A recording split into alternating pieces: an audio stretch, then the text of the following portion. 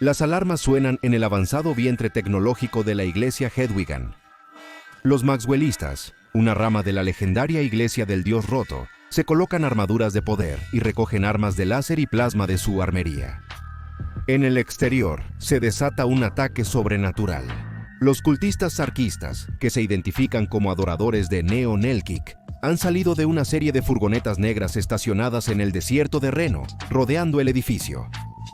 Cada uno de ellos portaba suficiente taumaturgia sárquica para convertir un pueblo entero en monstruos mutantes adoradores de la carne, pero eso no era todo lo que tenían. Un camión de 18 ruedas estaba estacionado entre las furgonetas. Al abrir la parte trasera, una catástrofe de carne se arrastró hacia afuera. Una montaña de carne, bocas y tentáculos. Una bestia imparable formada por 50 devotos seguidores del gran carcista Aion y sus enseñanzas, diseñada específicamente para arrasar una base maxwellista fuertemente custodiada. Ahora sería la prueba definitiva de si podía estar a la altura de las expectativas. Los guardias apostados en el exterior de la iglesia, mostrando solo pequeños avances mecánicos ocultos bajo su ropa, fueron rápidamente abrumados. Las tropas de choque sarkistas, cubiertas con túnicas de carne ricas en símbolos arcaicos, se acercaron silenciosamente, haciendo extraños gestos con las manos y murmurando encantamientos. Los guardias sintieron sensaciones ácidas y ardientes dentro de sus cuerpos, como si sus órganos hubieran desarrollado vidas y mentes propias de repente, y resentían la bestial carga de los cuerpos mayores que los rodeaban. Los tentáculos comenzaron a emerger de su carne, perforando sus ropas. Los guardias gritaron mientras eran tomados. Sus nuevas conglomeraciones de órganos despertados sarcásticamente anulaban cualquier control que alguna vez tuvieron. Sus cuerpos se transformaron en abominaciones carnosas bajo el mando de los hombres que los deformaron y se deslizaron hacia la iglesia que una vez custodiaron. Cada maxwellista que caía ante los Sarkics se convertía en otro de sus secuaces. Los mecanitas necesitaban tomar control de la situación rápidamente o serían abrumados. Dentro, los maxwellistas agruparon sus fuerzas. Se organizaron en equipos de ataque fuertemente armados y blindados, grupos de alrededor de 6, dispersos para asegurar los pasillos. Al frente de cada equipo se encontraba un mecanita de alto rango, un paladín para el dios roto, empuñando un cañón de energía de 2 manos, conectado a un paquete de energía colgado en su espalda. Uno de estos guerreros de Mecane era Ramírez, quien lideró a su equipo desde una de las muchas bases de datos dentro de la iglesia. Los maxwellistas veneran este tipo de redes y datos como sagrados, y no podían caer en las manos enfermas de los sarkicistas. Si lograban extraer alguna de esta información, podría causar un daño incalculable a la causa de los maxwellistas. Ramírez escuchó un horrible chillido húmedo y vio a un monstruo doblando la esquina, una abominación roja y cruda de carne podrida, un cáncer rastrero que una vez había sido uno de los guardias. Sus muchos ojos se centraron en Ramírez y su equipo, y emprendió una carrera chillona, extendiendo sus tentáculos y apéndices óseos. Pero Ramírez no se inmutó. Ajustó su cañón de energía y le dio rienda suelta, enviando un rayo purificador de luz blanca al corazón del monstruo, provocando que estallara en llamas. Ramírez le dijo a su equipo que siguieran avanzando mientras el monstruo se debatía y moría a su lado. No hay tiempo que perder. El equipo avanzó hacia el pasillo contiguo, con las armas preparadas. Al encontrarse con más bestias de carne gritando, las redujeron a cáscaras carbonizadas. Julian, uno de los maxwellistas más jóvenes del equipo, comentó que esperaba que los sarkistas fueran mucho más duros. Quizás solo sean de papel, no pudo concluir la frase. Un enorme tentáculo irrumpió a través de una puerta cercana y se envolvió alrededor de Julian, mientras él gritaba de horror. El equipo, incluyendo a Ramírez, disparó contra el tentáculo, pero parecía imperturbable. Mientras Julian suplicaba ser salvado, el tentáculo lo arrastró hacia la oscuridad, considerado perdido. Ramírez no lo permitiría. Con el cañón de energía a cuestas, persiguió a su compañero secuestrado hacia la oscuridad de la puerta destrozada. El resto del equipo, sin cuestionar, lo siguió. Pocos sabían ellos que una trampa les esperaba al otro lado. En su prisa, algunos del equipo pisaron los sigilos de sangre que los hechiceros sarkistas habían pintado en el suelo como trampas para osos. Los maxwellistas se congelaron y gritaron mientras sus cuerpos se encogían y se transformaban en cubos de carne roja. Ramírez y algunos otros tuvieron la suerte de sobrevivir a eso, pero aún no estaban fuera de peligro. Los hechiceros sarkistas y los monstruos de carne estaban posicionados alrededor de la habitación, corriendo desde todos los ángulos. El equipo de ataque maxwellista se agrupó en una formación apretada, espalda con espalda, y disparó hacia afuera mientras las criaturas se amontonaban. El cañón de energía atravesó monstruo tras monstruo, mientras la armadura reforzada de Ramírez desviaba las menores maldiciones de carne de los hechiceros sárquicos, desatando ataques taumatúrgicos a distancia. Pero sus compañeros de equipo a ambos lados no corrieron con la misma suerte. Sus cuerpos comenzaron a retorcerse y contorsionarse, creciendo extremidades extra, casi como insectos, de sus huesos, con largos tentáculos que sobresalían de cada centímetro de piel expuesta. De repente, Ramírez tenía enemigos mortales por todos lados, y todo lo que podía hacer era correr. Ramírez se abrió paso entre la multitud de horrores y salió al exterior, con la esperanza de pedir refuerzos inmediatos a otros contingentes de maxwellistas en el estado de Nevada. Pero afuera no era mejor. Sus hermanos y hermanas en tecnología estaban siendo masacrados por los invasores Sarkic. Con horror, presenció cómo los compañeros de culto a los que había llegado a conocer y amar eran asesinados o transformados por estos monstruos profanos. Algunos eran atacados sin piedad por bestias de carne del tamaño humano, con numerosos apéndices crueles. Otros estaban siendo transformados en estos mismos perros de ataque mutantes por los practicantes Sarkic. Otros, como el pobre Julian, estaban envueltos en los tentáculos de un monstruo de carne de 15 metros de altura, repleto de extremidades prensiles de pesadilla, cada una probablemente capaz de atravesar un edificio. Pero si Ramírez iba a morir hoy, no lo haría como un cobarde. Moriría como un héroe. Con un rugido a partes iguales de miedo, venganza y furia justa, dirigió su cañón de energía hacia la gigantesca abominación y abrió fuego. Lanzó un poderoso rayo de luz mortal, seguro de que agotaría las celdas de combustible de su arma, pero ya estaba prácticamente muerto, así que eso ya no importaba. Disparó hasta que el arma se rompió, luego la bajó con horror, para ver que la bestia de carne no se vio afectada, y las quemaduras que le infligió en su blasfema carne se curaron instantáneamente. La abominación levantó un enorme tentáculo, lista para aplastar a Ramírez en un golpe mortal, como si la muerte del mecanita no fuera más que aplastar una mosca molesta. Ramírez cerró los ojos y rezó a Mecane mientras el tentáculo caía, pero nunca le cayó encima. Ramírez, sorprendido de aún poder hacerlo, abrió los ojos y miró hacia arriba. Allí vio algo increíble. Algo increíble.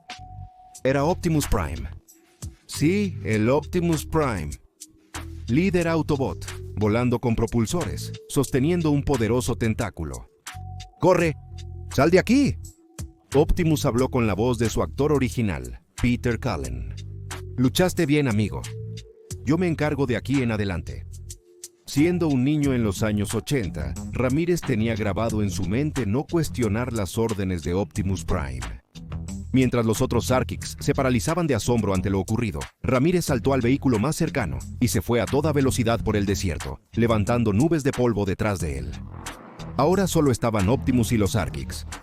Lanzó el tentáculo y dio una voltereta hacia atrás hasta el suelo, adoptando una postura de combate mientras sus confundidos enemigos cerraban filas a su alrededor. Si tenían que sacrificar a un personaje principal de una querida franquicia multimedia hoy para lograr sus oscuros objetivos, ese era un nivel al que estaban dispuestos a rebajarse. Escuchen con atención, humanos, dijo Optimus. Va contra mi naturaleza dañarlos sin motivo, así que les daré una oportunidad, solo una, para dejar de luchar y abandonar este lugar. Si lo hacen, los dejaré ir y no tendremos más problemas. Si no lo hacen, no mostraré misericordia. Piensen cuidadosamente, esto no se te ofrecerá dos veces. Quizás los Sarkics lo estaban considerando. Optimus lo dijo con tal autoridad que todos los presentes sabían que, si comenzaba la pelea, sería hasta la muerte. La abominación atacó a Optimus con una lluvia de tentáculos con precisión mortal. Pero el Autobot estaba listo. Hábilmente se deslizó hacia un lado, evitando los tentáculos en el momento crucial, antes de desplegar una lluvia de armas de energía dirigida en la desdichada carne del monstruo. Optimus corrió, sus pasos metálicos sacudiendo la tierra bajo él. Los hechiceros Sarkic agitaron sus manos y pronunciaron sus encantamientos, pero no sirvió de nada. No había carne en Optimus Prime que su oscura magia pudiera manipular. Los poderes que los hacían tan devastadores contra los maxwellistas humanos eran inútiles contra él.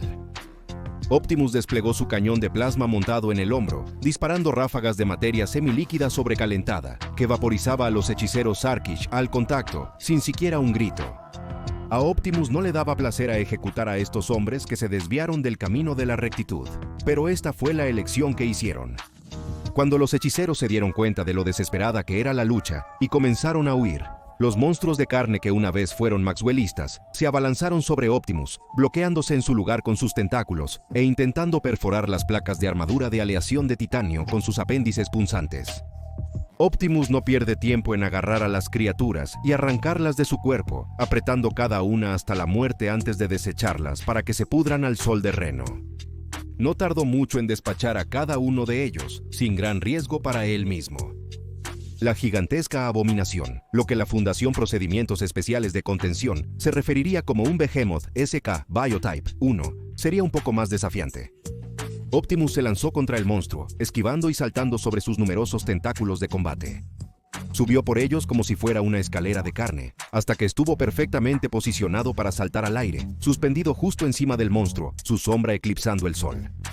Allí, en la fracción de segundo que estuvo suspendido en el lugar, activó el ultrapotente blaster de iones en su espalda y saltó libre, disparando un rayo de energía hacia el monstruo, cocinándolo hasta el centro, como si fuera la porción más grande de roast beef del mundo. ¿Fue esto solo otro crossover cada vez más cobarde de procedimientos especiales de contención explicado? No, esto era SCP-5984, una creación del ingeniero maxwellista Stanley Budinsky. Esta fascinante anomalía de la cultura pop fue el resultado de una serie de extraños compromisos realizados por esta particular ramificación de los mecanistas para crear un defensor imparable en su interminable guerra contra las fuerzas del sarcasmo.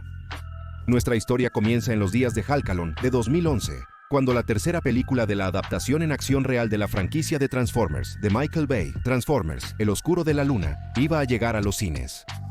Como parte de la extensa campaña de marketing de la película, Paramount y Hasbro crearon una estatua de metal de 6.5 metros de Optimus Prime, una estatua que, poco después del lanzamiento de la película, desapareció misteriosamente. En ese momento, la fundación no tenía motivos para participar. Hasta donde sabían, un superfanático de Transformers con antecedentes criminales había obtenido una fantástica adición para su sala, pero no ocurría nada anormal. Allí es donde se equivocaron. Un grupo de devotos de la iglesia de maxwellismo se había fugado con Optimus Prime y estaban a punto de darle una mejora.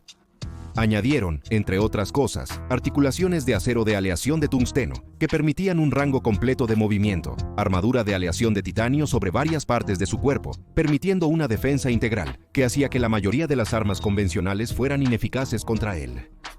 También cuenta con armas láser y de plasma funcionales, incluyendo el icónico cañón de hombro de Optimus y un blaster iónico en su espalda. Y, por supuesto, le imbuyeron una inteligencia artificial de clase Asimov, completa con capacidades de habla. Y no solo cualquier capacidad de habla, sino un chip de voz diseñado para imitar la voz del actor Peter Cullen, quien ha interpretado al personaje Optimus Prime desde 1984. Como medida contra los ataques sárquicos en sus fuerzas y bases, SCP-5984 ha sido asombrosamente efectivo, con una tasa de éxito del 98.5%. A pesar del tamaño y ostentación de una réplica de combate del líder de los Autobots, también ha demostrado ser una herramienta efectiva en maniobras defensivas quirúrgicas precisas en nombre de la Iglesia. Al igual que su contraparte ficticia, este Optimus muestra un respeto por la vida humana y se limita a ataques de precisión sin el uso de artillería cuando está en un área donde las bajas humanas podrían ser un riesgo. Sin embargo, aunque todo esto está bien, la Fundación tiene más preocupaciones que solo preservar la vida. También está el asunto del velo a considerar. Y probablemente no hace falta decir que presenciar a un Optimus Prime de la vida real pateándole el trasero a una bestia de carne de 15 metros de altura, en medio de un área poblada, podría llevar a muchos civiles a reevaluar sus ideas sobre la realidad de consenso. Por ello, cuando SCP-5984 podría romper el velo, la Fundación creó el protocolo cortacircuitos. Mediante el protocolo cortacircuitos, que se activa cuando ocurre un incidente de SCP-5984 en un área muy poblada, la Fundación bloqueará las carreteras que van hacia y desde el área y desactivará el acceso a Internet en un radio de 16.1 kilómetros.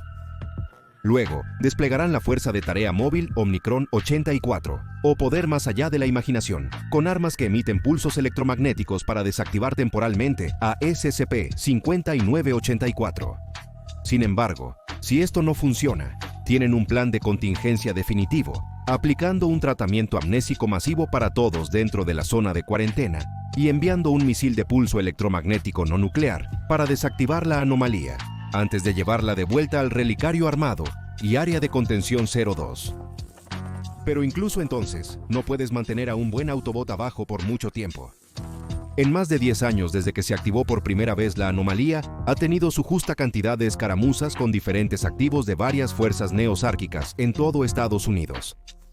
Con todo este caos causado por una anomalía, la Fundación estaba ansiosa por conocer a su creador, Stanley Budinsky, un ingeniero de alto rango y persona de interés de la Fundación en la Iglesia de Maxwellismo. Siendo entrevistado por el investigador de la Fundación, el Dr. Dennis Witwica, Budinsky confesó que era mucho más práctico y eficiente en términos de recursos adaptar las capacidades de SCP-50 y 984 a un cuerpo metálico existente que construir uno ellos mismos. En cuanto a por qué eligieron a Optimus Prime entre las muchas estatuas de metal en todo el mundo, Budinsky afirmó que a los maxwellistas les gustaba y se identificaban con la franquicia de Transformers. En sus ojos, los mecanitas y los sarquistas no eran diferentes a los Autobots y los Decepticons. Uno se mantendrá en pie, uno caerá, ambos encerrados en un combate eterno. El Dr. Witwica no pudo evitar preguntar, ¿por qué llegar hasta el final con la voz? Parece innecesario, ¿no? Pero Budinsky se rió y dijo, ¿tú no lo harías si tuvieras la oportunidad? Ahora ve a ver SCP-001. El Dios Roto Ciclo de Ogboro y SCP-001, Iglesia del Dios Roto, explicado. Para más.